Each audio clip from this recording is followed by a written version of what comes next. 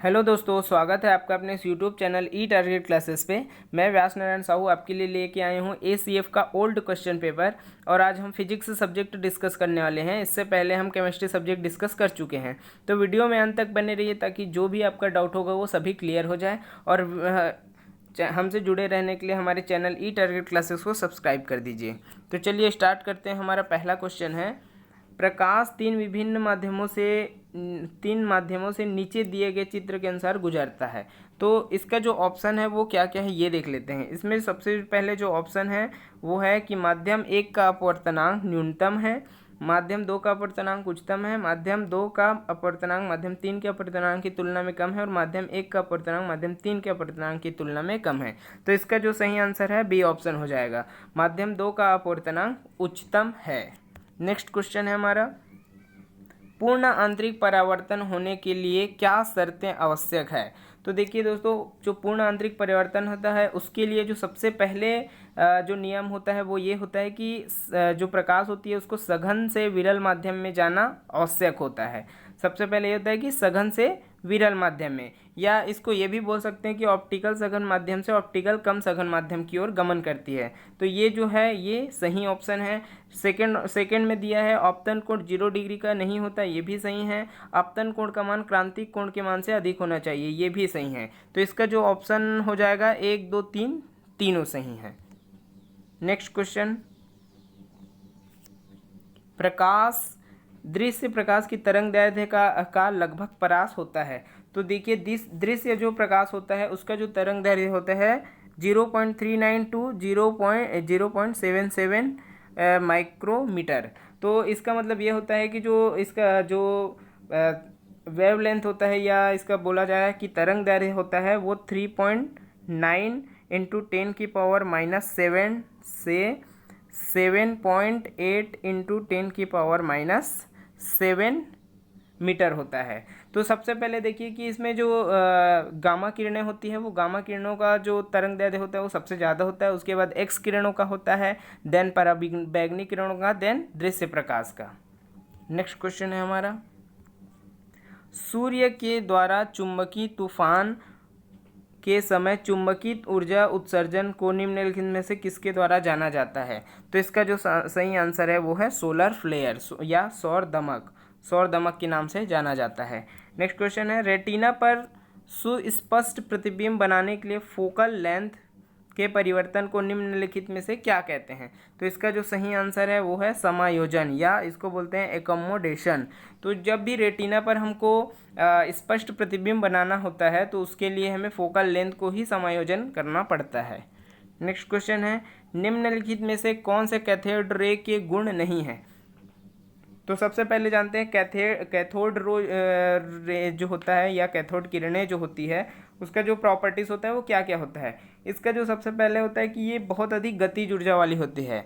तो देखते हैं इसमें कौन कौन सा ऑप्शन है। इसमें गुण नहीं है बोला है, तो इसमें जो गतिज ऊर्जा होती है वो तो इम्पोर्टेंट है, गतिज ऊर्जा होती ही है, इसमें गतिज ऊर्जा होना आवश्यक है। सीधी रेखा में गमन करती है, ये भी है हमारे पास, सीधी रेखा में गमन करती है। कैथोड रे गैसों को आयनित कर देती है, ये भी उसका कैथोड रे का प्रॉपर्टीज़ है।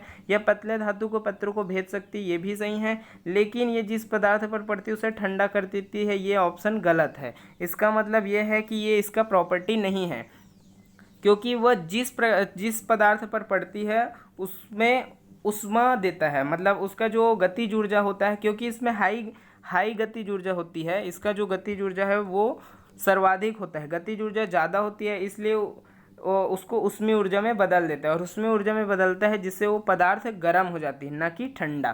तो इसका जो सही आंसर हो जाएगा option number D. Next question है, एक शक्तिशाली चुंबक बनाने के लिए निम्नलिखित में से किस पदार्थ का उपयोग किया जाता है। तो इसका जो सही आंसर है अल्निको।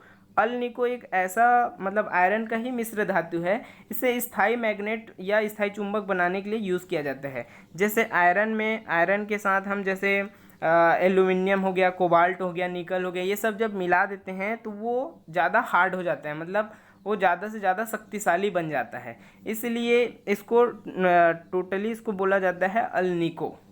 नेक्स्ट क्वेश्चन है हमारा, पृथ्वी के लंबवत अंदर की ओर एक विद्युत धारा बहती है तो चुंबकीय क्षेत्र की दिशा क्या होगी। ये एक्चुअल में ये है कि फ्लेमिंग के जो बाएं हाथ का नियम है उसके हिसाब से ये काम करेगा। जैसे जो तर्जनी होता है वो चुंबकीय क्षेत्र की दिशा होता है और जो चुंबकीय क्षेत्र की दिशा होगा। तो जैसे हम इसमें क्या बोला है कि अंदर की ओर एक विद्युत धारा, अंदर की ओर जब विद्युत धारा प्रवाहित बहेगी या प्रवाहित होगी तो जो चुंबकीय क्षेत्र की दिशा होगी वो क्या होगी, वो आपका हो जाएगा क्लॉकवाइज। इसका जो आंसर हो जाएगा वो होगा क्लॉकवाइज। और ये जो फ्लेमिंग के बाएं हाथ का जो नियम होता है उसके हिसाब से ये जो मोटर होता है, जितने भी मोटर होते हैं वो सभी फ्लेमिंग के बाएं हाथ के नियम के अनुसार काम करता है। और जो जनरेटर होता है वो फ्लेमिंग के दाएं हाथ के नियम के अनुसार काम करता है। तो ये इसको भी आप ध्यान में रखिए। नेक्स्ट क्वेश्चन है, एक घर की विद्युतीय लाइन 220 वोल्ट की सप्लाई लाइन से जोड़ा गया और 9 एम्पियर के फ्यूज द्वारा सुरक्षित किया गया। समांतर क्रम में 60 वाट के अधिकतम कितने बल्ब लगाया जा सकता है। तो ये एक न्यूमेरिकल क्वेश्चन है ये। इसका जो सही आंसर है वो है 33, option number B. Next question है, 220 वोल्ट पर चलने वाली एक इलेक्ट्रिक हीटर 5 मिनट में 5 लीटर पानी उबालता है। यदि इसे 110 वोल्ट की लाइन पर चलाया जाता है तो उतनी ही मात्रा का पानी कितनी देर में उबालेगा। तो इसका हम सॉल्यूशन देख लेते हैं। इसका जो सॉल्यूशन कैसे होगा, सबसे पहले देखेंगे। इसके लिए जो फॉर्मूला होता है वो ये होगा, H=V²/R/T। तो ये जो T है वही इसका समय है और ये जो V है इसका क्या हो जाएगा, जो करंट वोल्ट होगा वो होगा। तो इस फॉर्मूले के हिसाब से क्या बनेगा हमारा, T2/T1 बराबर हो जाएगा V1 का स्क्वायर अपॉन V2 का स्क्वायर। तो यहाँ पर हमको T2 का मान निकालना है। तो T2 का मान निकालने के लिए T1 का मान हमको गिवन है, V1 का मान गिवन है, V2 का मान गिवन है। तो हम इसमें डायरेक्ट पुट कर देंगे। इसमें जैसे हो जाएगा T2 बराबर हो जाएगा V1 का स्क्वायर, मतलब हो जाएगा आपका 220/110 इस पूरे का स्क्वायर इंटू T1। तो ये जो है 2 बार में कट जाएगा। तो T2 बराबर हो जाएगा आपका 4 × 5, मतलब हो जाएगा 20 मिनट। तो 20 मिनट इसका जो सही आंसर हो जाएगा वो हो जाएगा आपका 20 मिनट। 20 मिनट इसका सही आंसर हो जाएगा। नेक्स्ट क्वेश्चन है, विद्युत दाब या विद्युत वाहक बल जिसको इलेक्ट्रोमोटिव फोर्स भी बोलते हैं या EMF भी बोला जाता है, इलेक्ट्रोमोटिव फोर्स की माप की इकाई है। तो इसका जो सही आंसर है वो वोल्ट है। वोल्ट इसका सही आंसर हो जाएगा। नेक्स्ट है, निम्नलिखित में से कौन सा एक श्रेणी परिपथ की कुल शक्ति का निर्धारण करता है। कुल शक्ति का निर्धारण, तो जब भी कोई भी एक परिपथ होता है उसमें जब भी कुल शक्ति का निर्धारण बोला जाए तो उसमें क्या हो जाएगा, जो शक्ति होता है, शक्ति बराबर होता है V/I। मतलब क्या हो जाएगा, वोल्टेज एवं जो धारा होता है उसका गुणनफल। V/I मतलब वोल्टेज और जो धारा होता है उसका गुणनफल ही उसका कुल शक्ति होता है। तो इसका जो आंसर हो जाएगा वो हमारा हो जाएगा ऑप्शन नंबर 1। नेक्स्ट क्वेश्चन है, एक अनंत रूप से लंबे सीधे पतले दीवारों के पाइपलाइन की जो लंबाई की दिशा में धारा बह रही है तो क्या होगा। तो इसका जो सही आंसर है, पाइप के अंदर किसी भी बिंदु पर चुंबकीय क्षेत्र 0 हो जाएगा। नेक्स्ट क्वेश्चन है, एक दंड चुंबक को 2 टुकड़ों में विभक्त किया जाता है तो निम्नलिखित में से कौन सा कथन सत्य होगा। पहला ऑप्शन है, दंड चुंबक अचुंबकीय हो जाता है, प्रत्येक अलग अलग टुकड़े का चुंबकीय क्षेत्र मजबूत हो जाता है, चुंबकीय ध्रुव अलग अलग हो जाते हैं, 2 नए दंड चुंबक बन जाएगा या विद्युत क्षेत्र उत्पन्न हो जाएगा। तो इसका जो सही आंसर है वो है 2 नए दंड चुंबक बन जाएगा। जब भी किसी चुंबक को हम तोड़ते हैं या पटकते हैं, जैसे वो 2 टुकड़े में विभक्त हो जाए तो जो वो अलग अलग चुंबक एक अलग अलग सेपरेट चुंबक बन जाएगा। मतलब प्रत्येक चुंबक में फिर से नॉर्थ पोल और साउथ पोल ऑटोमेटिकली बन जाता है। तो इसका जो क्या हो जाएगा, इसका जो ऑप्शन हो जाएगा 2 नए दंड चुंबक बन जाएंगे। नेक्स्ट क्वेश्चन है, संसार में प्रचुर मात्रा में पाया जाने वाला जीवाश्म है। तो ये बहुत इंपॉर्टेंट क्वेश्चन है, ये भी कभी भी और भी कोई भी एग्जाम में ये आ सकता है। इसका जो सही आंसर है कोल। कोल ऐसा है जो सबसे ज़्यादा मात्रा में पाया जाता है पूरे विश्व में। उसके बाद होता है ऑयल, नेक्स्ट में होता है कोल के बाद ऑयल ही है, ऐसा है जो सबसे ज़्यादा मात्रा में पाया जाता है। सबसे पहला कोल है इसका। नेक्स्ट क्वेश्चन है, एक अच्छे सोलर सेल के लिए फिलर फैक्टर का मान होता है। तो अच्छे सोलर सेल के लिए फिलर फैक्टर का मान 0.88, इसको एक आदर्श भी बोल सकते हैं। स्नेल का नियम संबंधित है। अब सभी को पता है स्नेल का नियम किससे संबंधित है? प्रकाश के अपवर्तन के नियम से संबंधित है। प्रकाश के अपवर्तन के नियम से ही संबंधित है स्नेल का नियम, sine i by sine r वाला। म्यू बराबर साइन आई बटे साइन आर, इसी को बोलते हैं स्नेल का नियम, और ये प्रकाश के अपवर्तन से संबंधित है। नेक्स्ट क्वेश्चन है, यूरेनियम के समस्थानिक में वह द्रव्यमान जो कि एक आसानी से विखंडित हो जाता है। तो इसका जो सही आंसर है यूरेनियम 235। यूरेनियम जो 235 होता है वो उसमें क्या होगा कि 92 प्रोटॉन होता है और 143 न्यूट्रॉन होते हैं, और इसी में क्या इसका जो समस्थानिक की जो द्रव्यमान संख्या हो सबसे आसानी से विखंडित हो जाता है। नेक्स्ट क्वेश्चन है हमारा, एक अभिसारी लेंस की फोकल दूरी 10 सेंटीमीटर है। यदि ऑप्टिकल केंद्र से 20 सेंटीमीटर के आभासी प्रतिबिंब बनता है तो वस्तु के ऑप्टिकल केंद्र से कितनी दूरी पर रखा जाए। तो इसका जो सही आंसर है 6.7 सेंटीमीटर है। ये भी एक न्यूमेरिकल क्वेश्चन है, तो इसको सॉल्व करना है। नेक्स्ट क्वेश्चन है, यदि डीसी शंट मोटर में क्षेत्र धारा में कमी आती है, डीसी शंट मोटर के क्षेत्र धारा में कमी आती है तो मोटर की गति क्या होगा। ये भी एक इंपॉर्टेंट क्वेश्चन है, क्योंकि ऐसा क्वेश्चन बार बार पूछा हो जाता है, इसलिए इसका कॉन्सेप्ट आप क्लियर करना जरूरी है। मैं इसके लिए कॉन्सेप्ट बताता हूँ।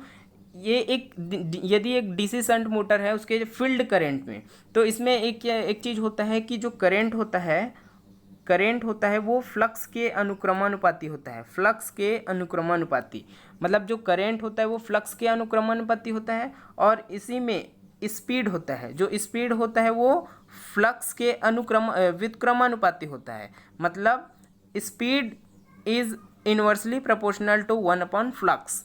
तो जो करंट होता है वो फ्लक्स के अनुक्रमानुपाती होता है, स्पीड होता है फ्लक्स के व्युत्क्रमानुपाती होता है। तो इससे ये होगा कि जो फ्लक्स है मतलब जो करंट है और स्पीड में डायरेक्टली रिलेशन देखेंगे, तो जब हम धारा या करंट का मान कम करेंगे तो मोटर की गति जो है क्या हो जाएगी, स्पीड जो है वो बढ़ जाएगी। इसका एक ही इसका कॉन्सेप्ट है, और इस कॉन्सेप्ट को आप हमेशा के लिए याद रखिए। नेक्स्ट क्वेश्चन है हमारा, निम्नलिखित में से कौन सी चुंबकीय फ्लक्स की घनत्व की इकाई है। तो इसका जो सही आंसर है टेस्ला। जो टेस्ला है इसके चुंबकीय फ्लक्स की घनत्व की इकाई है। नेक्स्ट क्वेश्चन है, एक फिलामेंट लैंप होता है। तो एक फिलामेंट जो लैंप होता है वो ऑप्शन क्या दिया है, ओहमिक होता है, नॉन ओहमिक होता है, अल्प प्रतिरोधी होता है, न चमकने वाला, इनमें से कोई नहीं। तो इसका जो सही आंसर है नॉन ओहमिक होगा। इसमें सबसे पहले आपको बता देता हूँ कि जो एक फिलामेंट लैंप होता है वो हमेशा हाई रेजिस्टेंस होता है। फिलामेंट लैंप में ही हाई रेजिस्टेंस होता है, तभी उसमें प्रकाश उत्पन्न कर पाते हैं। और ये हाई रेजिस्टेंस है इसलिए इसमें ओहमिक वाला तो कोई काम होगा नहीं, इसलिए ये क्या हो जाएगा, नॉन ओहमिक हो जाएगा। कॉन्सेप्ट यही है कि ये नॉन ओहमिक होगा। नेक्स्ट क्वेश्चन है, प्रतिरोध में प्रति केल्विन आंशिक परिवर्तन कहलाता है। तो प्रतिरोध में प्रति केल्विन आंशिक जो परिवर्तन होगा उसको क्या बोलेंगे, टेम्परेचर कोफिशिएंट या ताप गुणांक बोलेंगे। नेक्स्ट क्वेश्चन है, एक नाभिकीय रिएक्टर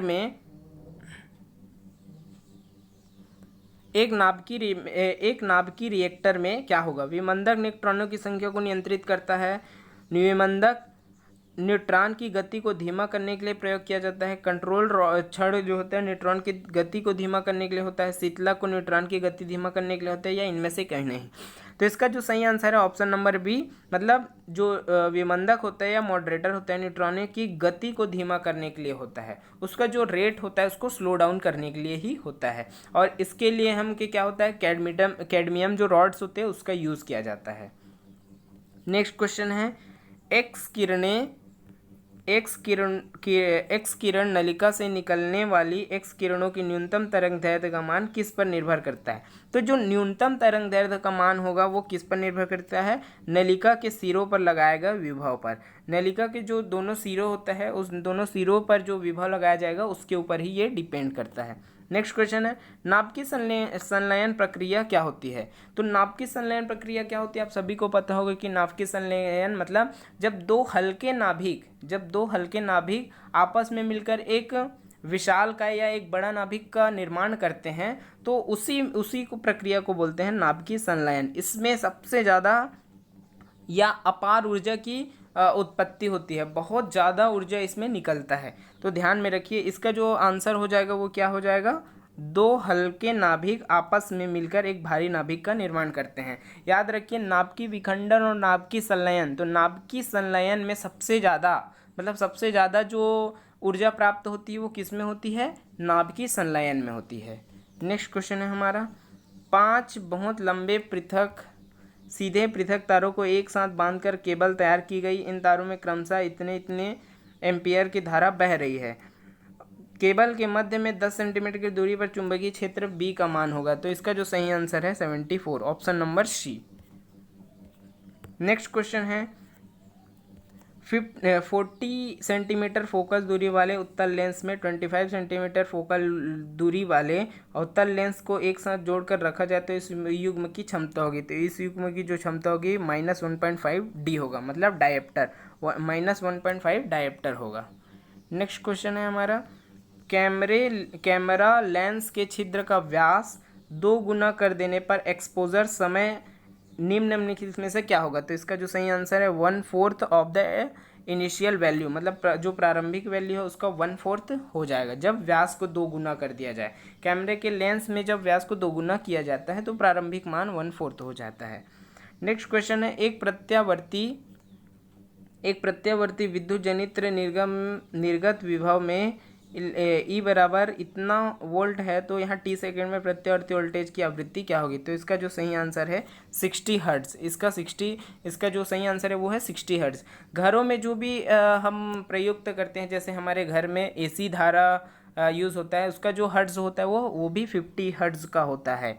हमारे घर में जो यूज़ होता है वो 50 हर्ट्ज का होता है, याद रखिए। और जो वोल्ट होता है वो 220 से लगभग 250 वोल्ट के बीच होता है। और घरों में जितने भी उपकरण लगाए जाते हैं वो सभी समांतर क्रम में जुड़े होते हैं। ये तीनों इंपॉर्टेंट टिप्स है, आप सभी को याद रखिए, बहुत इंपॉर्टेंट है, यहाँ से क्वेश्चन हमेशा पूछा जाता है। तो वीडियो अच्छा लगे तो ज़्यादा से ज़्यादा शेयर कीजिए और हमारे चैनल जो ई टारगेट क्लासेस है उसको सब्सक्राइब कर दीजिए ताकि हम ऐसा वीडियो आपके लिए हमेशा बनाते रहें। Thank you.